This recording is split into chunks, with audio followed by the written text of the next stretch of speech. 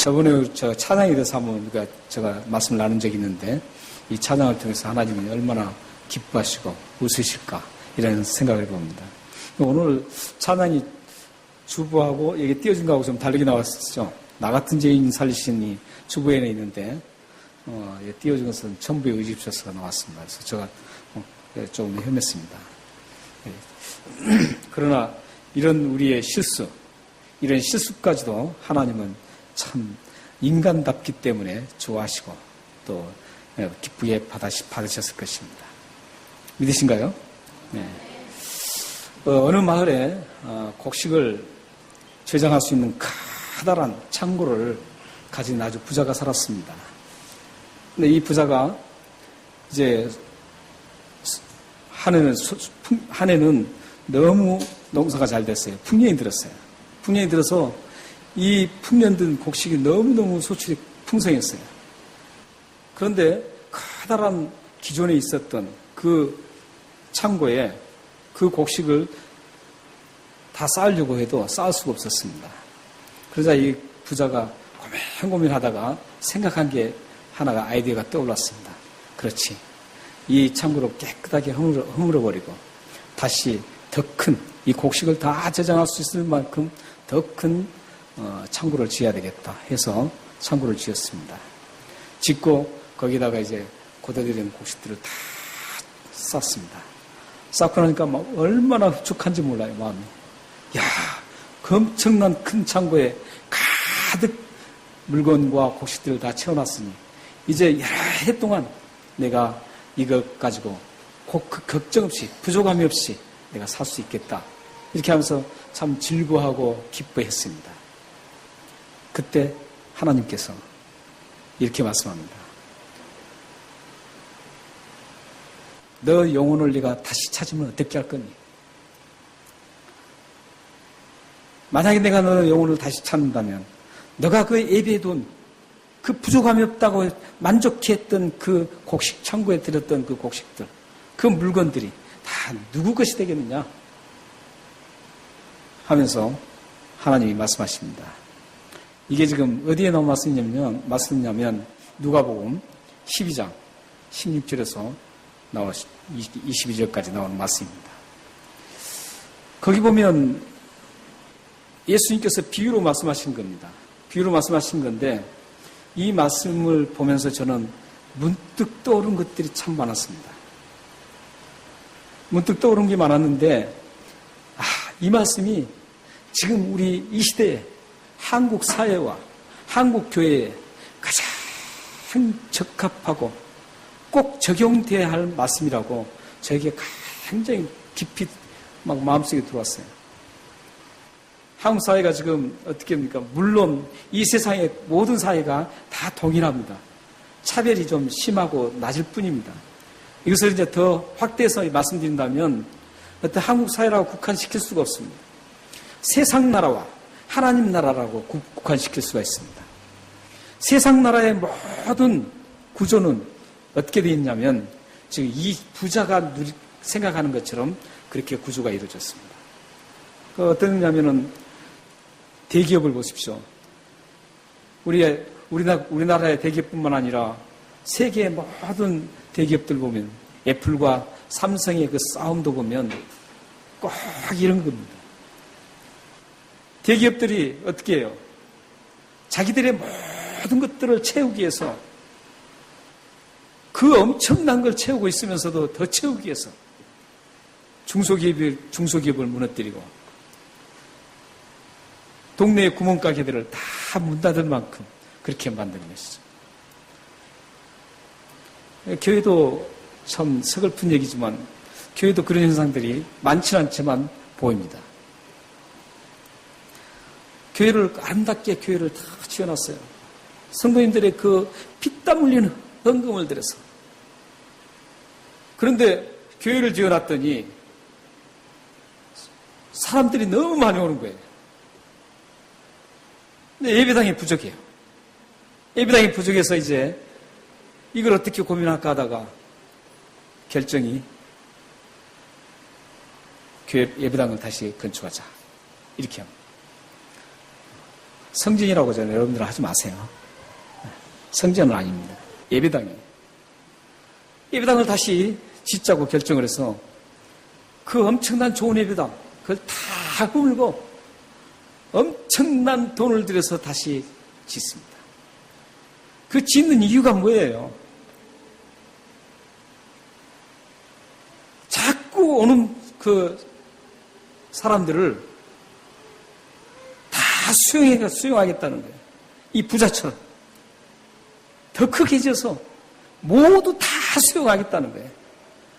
지금 그 창고만으로도 충분한데. 지금 이런 상황이 우리 한국 사회뿐만 아니라 교회는, 외국교회는 그런 게, 잘못된 교회들은 그런 게 있는데, 여기 호주에서도 그런 교회들이 있긴 있습니다. 그러나 건전한 독트린을 가지고, 건전한 교리를 가지고 성경 중심으로 가는 교회는 그렇지 않습니다. 이런 모습을 보면서 이 말씀을 묵상하는데 이게 강하게 오더라고요. 그래서 하나님, 기도를 했습니다. 하나님, 우리 교회만큼은 하나님 나라의 법칙과 하나님 나라의 구조를 따라가게 해주십시오. 세상은 다 대기업은 그렇게 한다고 해도 그것은 이해가 됩니다. 그러나 우리 교회는 하나님 나라를 세워나가는 그런 교회이지 않습니까? 하나님, 우리 교회만큼이라도 그런 교회 되게 해주십시오. 했습니다. 물론 우리 교회는 뭐 지금 성도님들이 막 넘쳐나서 뭐 교회 짓고, 교회 예배당도 없으니까요. 예배당을 짓고 이런 일은 없습니다만. 우리는 모든 이 지상의 모든 교회는 하나입니다. 다 머리 대신 예수 그리스도를 중심으로 우리 모두가 다 지체로 지금 붙어 있습니다. 그래서 이 기도는 나의 기도뿐만 아니라 온 세계에 있는 모든 그리스도의 교회들을 위한 기도였습니다. 예수님의 그 비유가, 누가복음 이 12장에 나오는 예수님의 비유는 이런 거예요. 만족함을 어떻게 하면 만족함을 누릴 수 있는 건가? 이거예요, 지금. 세상 구조의 방식으로 만족함을 채우려고 하면 절대 만족함을 누릴 수 없다는 겁니다. 적어도 하나님의 백성이라면 단서가 붙습니다. 하나님의 백성이 아니면 관계없어요. 우리는 하나님 백성이기 때문에 하나님의 백성은 하나님 나라의 그 틀을 가지고서 살아야 돼요. 하나님 나라의 그 규칙과 하나님 나라의 방식을 따르면서 살아야 되는 것이죠. 그게 세상 사람들과 우리와의 다른 점이죠. 교회와 회사가 다른 점이죠. 그래서 이 비유는 예수님이 이 시대에 가장 우리에게 적절한 비유라고 생각합니다. 좀 더 적게 축소를 해본다면 여러분의 삶에서도 그래요. 가정적으로 생각한다면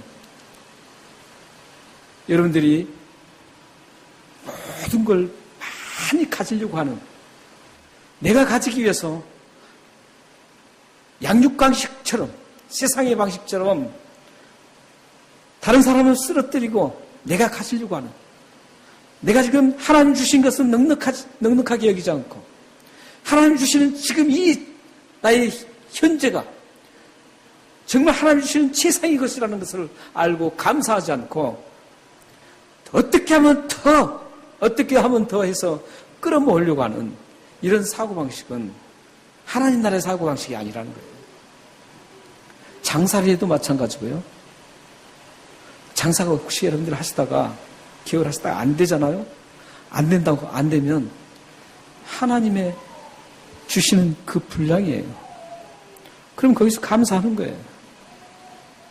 굶어 죽지 않고 살아간다는 거 그 자체만으로도 하나님 감사합니다. 이러한 삶의 방식이 우리 그리스도인의 삶의 방식이라는 겁니다.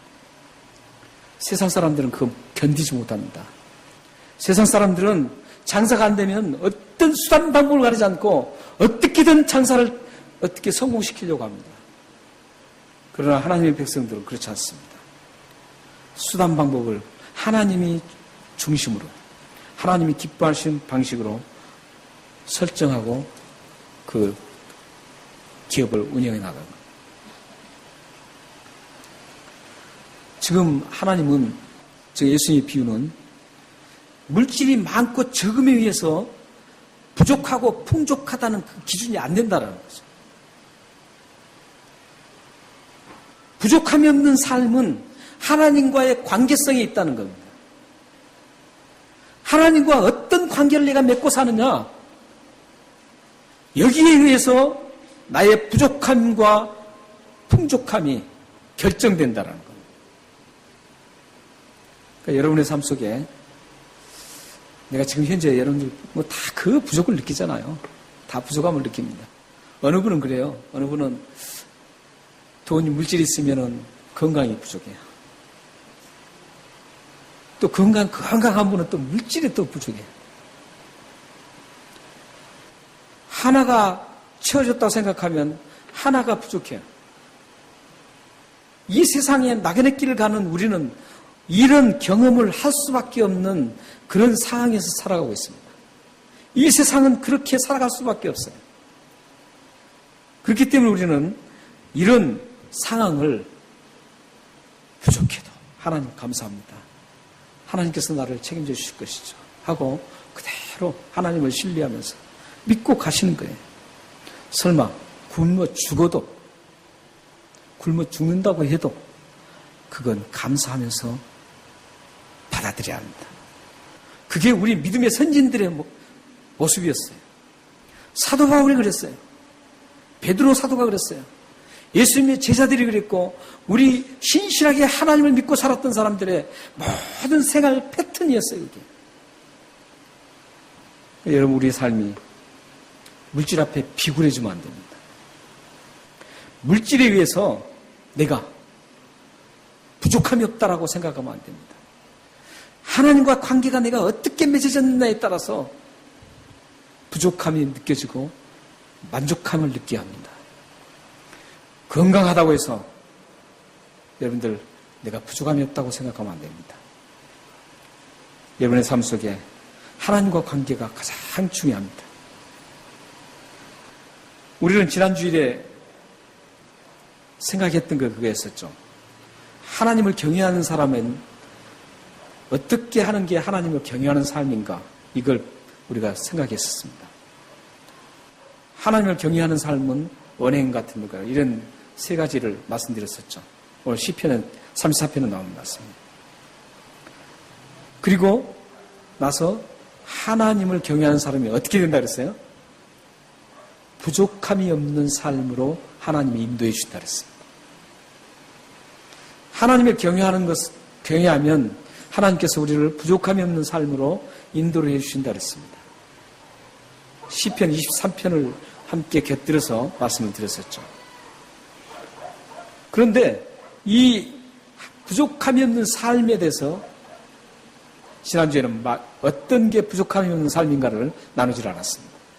근데 오늘 말씀에 부족함이 없는 삶이 어떤 삶인가, 이게 오늘 말씀에 나옵니다. 한번 보십시오. 먼저 18절을 한번 보세요. 어떤 게 부족함이 없는 사람인가, 삶을 사는 사람인가. 여호와는 마음이 상한 자를 가까이 하시고 중심으로 통회하는 자를 구원하십니다.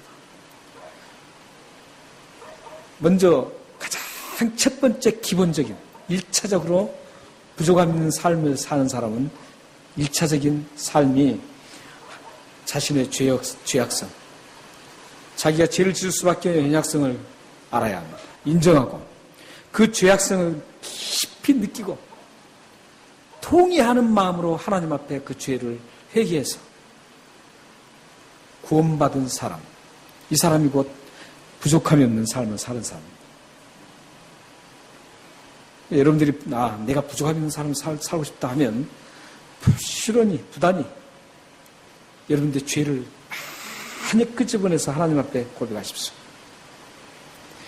그러면 부족함이 없는 삶으로 여러분들이 쭉 들어갈 수가 있습니다. 그리고 19절 한번 또 보세요.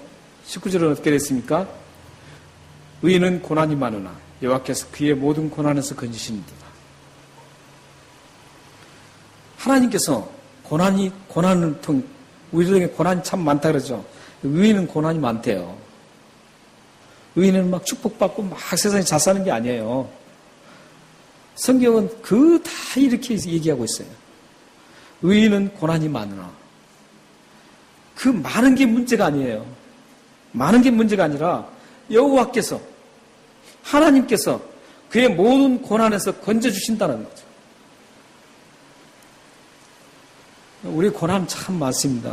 물질로 인해서 고난을 받을 수 있고, 자녀들로 인해서 고난을 받을 수 있고, 또 인간관계 속에서, 친구와 관계 속에서 고난을 받을 수 있고, 우리 지체들과의 관계 속에서도 고난이 될 수 있고, 수많은 고난들이 많아요. 어떤 분은 또 남편 때문에 고난을 받고, 또 어떤 분은 요즘에는 그 부인 때문에 고난을 받는 사람도 참 많습니다. 그런데 이런 고난이 문제가 아니라는 거예요. 이런 고난이 문제가 아니라 하나님께서 이 고난에서 극복해 건져주시는 것. 이걸 경험하고 살아가는 사람이 부족함이 없다는 거예요. 그러니까 여러분 삶 속에 혹시 나에게 지금 고난이 어떤 건가를 잘 체킹하셔야 돼요. 무턱대고 이렇게 신앙생활 하지 마시고 지금 나에게는 어떤 고난이 있나? 그렇다면 이 고난을 어떻게 할 것인가? 하나님께서 이 고난을 건져주셔달라고. 신뢰하고 하나님을 믿고 맡기시는 거예요. 그럼 하나님께서 고난에서 건져주십니다. 여기 보면은 어떤 고난이에요? 모든 고난입니다. 한 가지 고난, 두 가지 고난, 거기서 구해준다는 게 아니라 모든 고난에서 모든 고난이에요. 믿으시나요?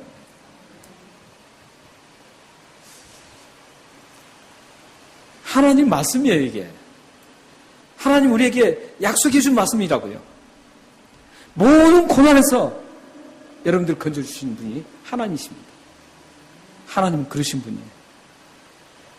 시편 121편 7절 8절 한번 우리 보겠습니다. 한번 같이 읽겠습니다. 시작. 여호와께서 너를 지켜 모든 환난을 면케 하시며 내 영혼을 지키시리로다.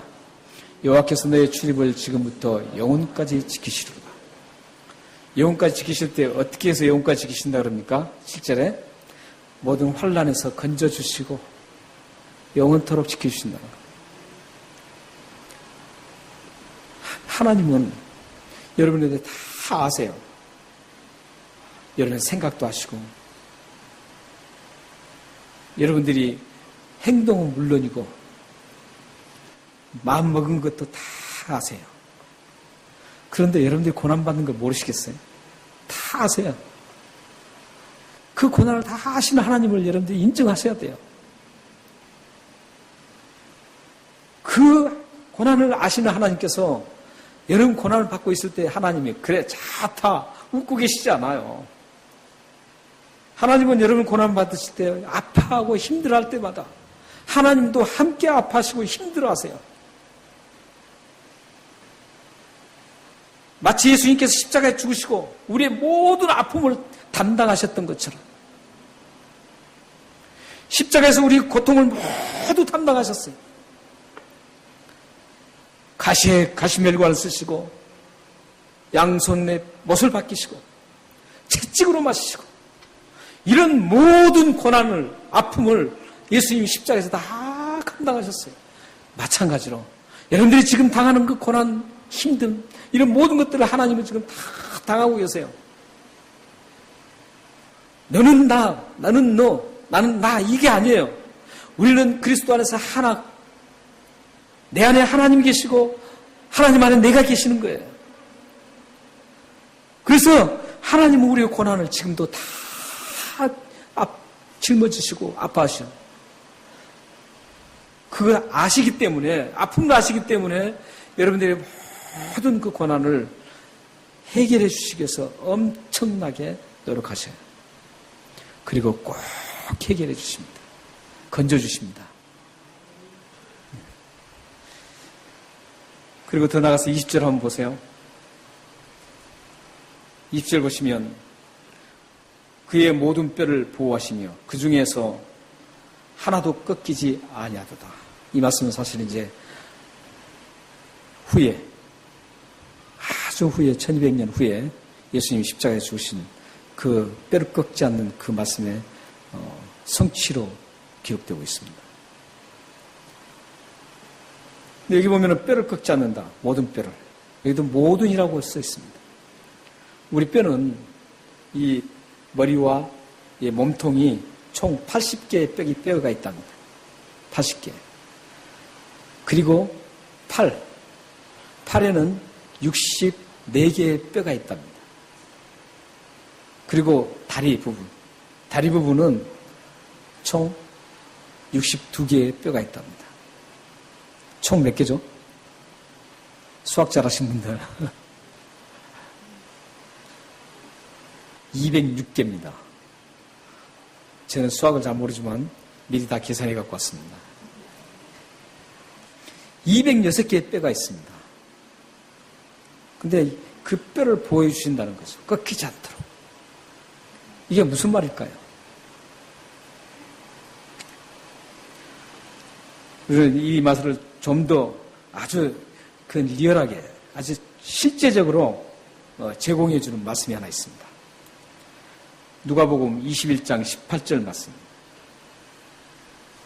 누가복음 21장 18절. 한번 읽겠습니다. 제가. 시작. 너희 머리털 하나도 상하지 아니하죠. 뼈는 고사하고 이 머리털 하나도 상하게 하지 않는 하나님께서. 하나님께서 우리 모든 육체를 완벽하게 항상 지켜주시겠다는 거예요. 꺾이지 않는다는 것은 완전히 망가뜨려지지 않는다는 뜻이에요. 우리가 다칠 수도 있잖아요. 다칠 수도 있어요. 저는 이 뼈 얘기가 나와서 현우숙 권사님이 딱 생각났어요. 현우숙 권사님이 말이죠. 그 좋은 미국의 LA 가가지고 말이죠. 그 헐리우드 거기 구경 가셨다가 거기서 왜 꽃을 꺾으시려고 하시다가 그 예쁜 꽃이 있어서 꺾으시다가 거기서 그냥 넘어지셔서 구경도 못 하시고 에머전시를 해가지고 비행기로 다시 호주까지 오신 아주 세계에서도 듣기 힘든 그런 걸 겪으셨습니다. 그런데 놀라운 것은요, 연세가 굉장히 많으신데도 불구하고 저렇게 빨리 회복이 되셔서 얼마나 건강하신지 몰라요. 어제도 제가 만나서 말씀드렸어요. 참 권사님 참 대단하십니다.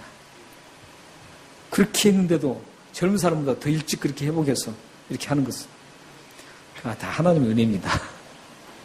예. 우리 뼈를 꺾여질 수도 있고 망가질 수도 있어요. 그러나 이 말씀은 우리가 완전히 이 세상에서 처참하게 다 꺾여지는 그런 상황이 되지 않도록 하나님께서 늘 보여주시겠다는 거예요. 그리고 또 계속 한번 보십시오. 21절, 22절 보면은 어떻게 합니까? 특히 22절 말씀 보세요. 보면은 우리 영혼을 속량하시고 또 하나님께 피하는 자는 벌을 받지 않게 하신다는 거죠. 여기 벌을 받지 않게 했다는 것은 최후 심판을 얘기합니다. 최후 심판을 받지 않고 하나님 나라에 천국에 입성할 수 있다는 것. 지금 이 말씀들이 지금 부족함이 없는 삶으로 하나님께서 인도하시는 그런 말씀입니다. 우리를 고난에서 건지시니까 부족함이 없겠죠. 또 우리를 구원하시니까 부족함이 없죠. 우리 죄를 다 고백하면 들어주셔서 그걸 다 사해 주시고 이렇기 때문에 우리가 부족함이 없습니다. 영적으로도 부족함이 없고 또 뿐만 아니라 우리의 뼈를 다 보호하시고 우리를 철저하게 보호해 주시니까 우리가 부족함이 없죠.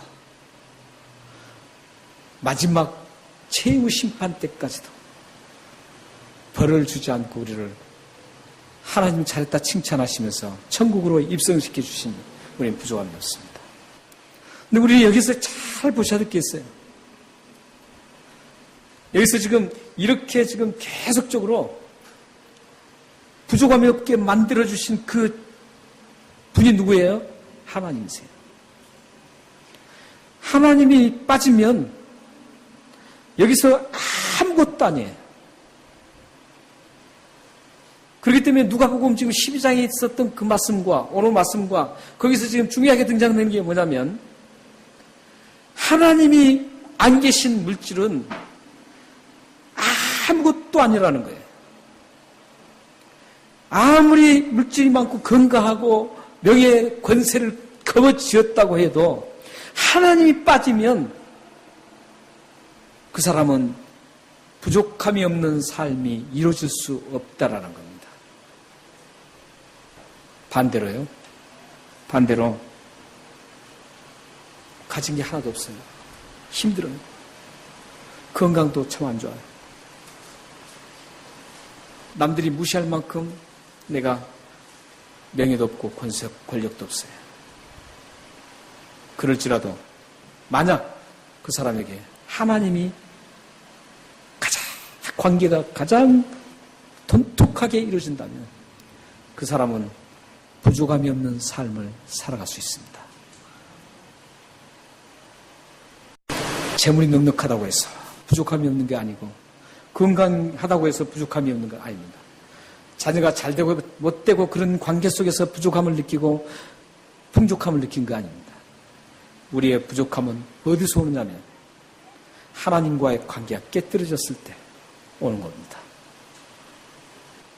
하나님과 관계가 깨뜨려지지 않고 하나님을 경외하는 그 삶이 되면 그래서 부족함이 없도록 우리를 이끌어준다는 겁니다. 여러분의 삶 속에 이런 부족함이 없도록 하나님은 분명히 여러분이 가는 길에 부족함이 없도록 해주실 것입니다. 우리는 여기서 한 가지 꼭 짚고 넘어가야겠습니다. 그렇다면 하나님께서 왜 우리를 이렇게 부족함이 없도록 만들어 주실까?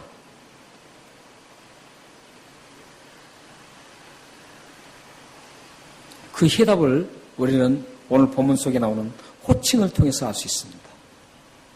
하나님의 백성에 대한 호칭이 여기서 지금 두 가지로 등장하고 있어요. 하나는 의인이라고 나오고 있고 하나는 종이라고 나오고 있습니다. 의인은 하나님으로부터 의로움 호칭을 받았어요. 근데 갑작스럽게 22절에서 의인이라고 계속 말씀하시다가 갑작스럽게 22절에서 종이라는 호칭으로 확 바뀌고 있어요.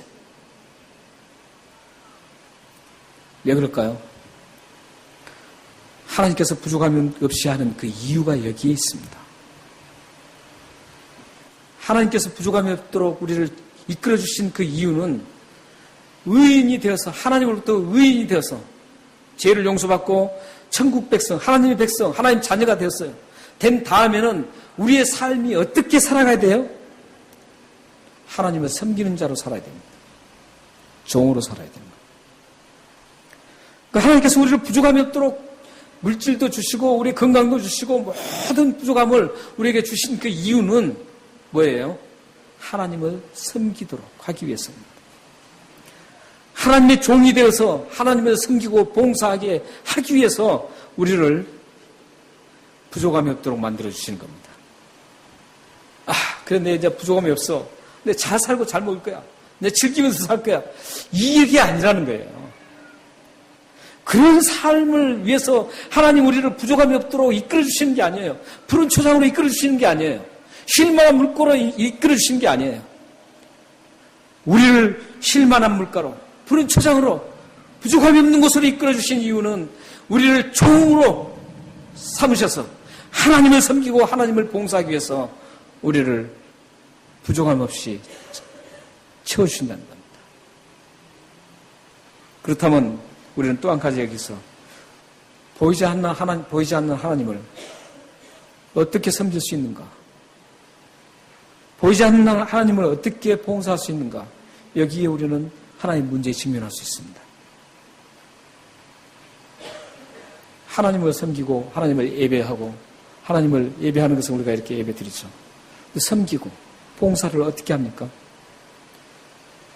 우리는 그 해답을 찾기 위해서 에베소서 4장 11절에 13절 말씀을 볼 필요가 있습니다.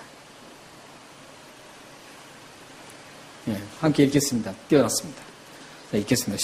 사실 이 말씀은 그 전부터 읽으셔야 되는데 너무 분량이 많기 때문에 이렇게 또 띄었습니다. 시작. 그가 어떤 사람은 사도로, 어떤 사람은 선지자로, 어떤 사람은 복음 전하는 자로, 어떤 사람은 목사와 교사로 삼으셨으니 이는 성도를 온전케 하여 봉사 일을 하게 하며 그리스도의 몸을 세우려 하심이라. 우리가 다 하나님의 아들을 믿는 것과 아는 일이 하나가 되어 온전한 사람을 이루어 그리스도의 장성한 분량이 충만한 데까지 이르리니. 이 말씀 외에도 고린도전서 12장, 로마서 12장, 베드로전서 4장에 동일하게 등장되는데 약간씩 다른 모습으로 등장하고 있습니다.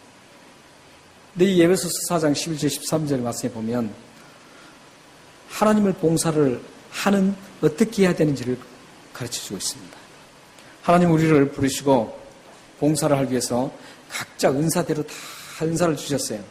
은사를 주셔서 봉사를 하게 만드셨어요. 봉사를 하게 하셨는데 섬기게 하셨어요. 섬기게 하는데 그 섬기는 이유가 뭐예요? 그리스도의 몸을 세우기 위해서. 우리는 예수님은 머리시고 우리는 다 지체들이에요. 전 세계에 있는 모두 예수 믿는 사람들이 다 지체에 붙어 있어요. 근데 어떤 사람은 연약한 지체가 있을 수 있어요. 그 연약한 지체를 섬기기 위해서, 세워주기 위해서 우리에게 부족함이 없도록 해주신다는 겁니다. 하나님을 섬기는 방법이에요. 하나님을 섬기는 방법은 하나님 안 계시는데 하나님 어떻게 섬깁니까? 하나님 발을 닦아드릴 겁니까? 하나님 앞에 여러분들이 헌금을 드리면 그 하나님 직접 받으시나요? 하나님은 그리스도 대신 예수 그리스도의 머리 대신 그 몸을 봉사하고 섬기라는 겁니다. 그것은 곧 여러분 우리 모든 지체들을 가리키는 거예요. 혹시 우리 지체들 가운데 연약한 분이 있으면 그분을 적극적으로 세워줘야 돼요. 그분을 도와줄 게 있으면 도와줘야 돼요. 그래서 잘 세워나가야 돼요.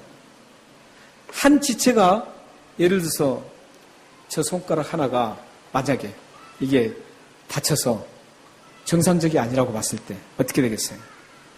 이 손가락만이 정상적인 게 아니에요. 김성동 목사가 정상적이 아닌가요? 정상적이지 않은가요? 그와 마찬가지로 우리는 각자 따로따로 이렇게 지금 있는 것 같지만 우리는 다 붙어 있어요. 연결되어 있어요. 그래서 이 연결되어서 한 지체가 성장하지 못하면 이 지체도 성장이 느려지는 거예요. 같이 성장이 막 이루어져야 되는 겁니다. 이게. 그 우리 성도들 가운데 예를 들어서 신앙적으로도 약하면 그분을 잘 세워줘야 돼요. 그분이 만약에 예를 들어서 실수를 잘한다 그러면 그분은 왜 실수하냐 이런 게 아니에요. 그런 게 아니라 저분이 왜 실수할까? 저 부분을 내가 어떻게든지 그 부분의 약점을 단점을 보완해 줘야 되겠다. 해서 섬겨주는 거예요. 그 세워주는 거예요. 그래서 그 부분을 세워서 함께 저 아름다운 교회의 모습을 이루어 나가는 거예요. 그렇게 됐을 때 어떻게 된 줄 아세요? 저기 지금 13절에 여러분들 모두가 그리스도의 장성한 분량에 이르는 충만한 신앙이 되기를 원하잖아요. 그런데 만약에 연약한 지체 그대로 내버려 두고서는 절대 저 상황이 이루어지지 않아요. 우리 북부예배장로의 공동체가 모두가 상당히 제가 이제 우리 북부예배장로교회가 굉장히 성도들의 그 성경 그 지식이라든지 또 이렇게 삶의 모습을 보면 굉장히 성숙됩니다. 성숙한 그리스도인이 많습니다. 우리 북부예배장로교회는 상당히 성숙되어 있습니다. 어떤 분 그걸 잘 모르시겠지만 목사는 그걸 압니다. 목사는 많은 목사님들과 같이 교제도 하고 또 수없이 봐왔기 때문에 우리 교회가 지금 영적으로 얼마만큼 성숙됐는가 이런 것들을 체킹해야 되거든요. 근데 우리 교회는 상당히 높습니다. 그래서 저가 자찬하는 게 아니에요. 이것은 저가 하는 게 아니에요. 우리 하나님께서 해주신 거예요. 상당히 높습니다. 높는데 그래도 연약한 지체들이 그래도 또 있어요. 근데 더 장성한 분량이 이루려면 어떻게 해야 되는 줄 아세요? 연약한 지체들을 찾아서 그 사람들을 세워줘야 됩니다. 그래야만 장성한 그리스도의 장성한 분량에 이를 충만한 데까지 이를 수가 있는 거예요. 그 사람들은 이 사람 안 돼. 이 사람 제껴버려. 이 사람은 틀렸어. 이렇게 나가면 본인에게 절대 성숙한 그리스도인이 안 되게 돼 있어요. 그리스도의 이게 지체의 원칙이에요, 이게. 그렇기 때문에 우리는 우리 그리스도 우리 북표변 장로교 모임에서 항상 여러분들이 초점을 맞출 것은 연약한 분들을 초점을 맞춰야 돼요. 그래야만 같이 성장하니까. 그래서 모두가 함께 성장하시길 바랍니다. 사랑하는 여러분, 하나님이 그런 삶을 살아가는 사람 보면서 얼마나 기뻐하시겠어요. 하나님이 부족한 삶을 부족함이 없는 삶을 우리에게 주신 이유는 바로 우리 연약한 지체, 부족한 지체를 세워서 함께 그리스도의 장성한 분량에 이르는 충만한 데까지 이르게 하기 위해서 우리에게 부족함이 없는 삶을 허락해 주신 겁니다. 사랑하는 여러분, 자녀들과 여러분의 삶, 여러분의 가정이 이런 하나님 보시기에 정말 좋아하는 삶을 살아서 하나님을 웃게 만드셔서 여러분의 삶에 늘 하나님의 풍족함이, 부족함이 없는 삶이 넘쳐나기를 주님의 이름으로 축원합니다. 기도하겠습니다.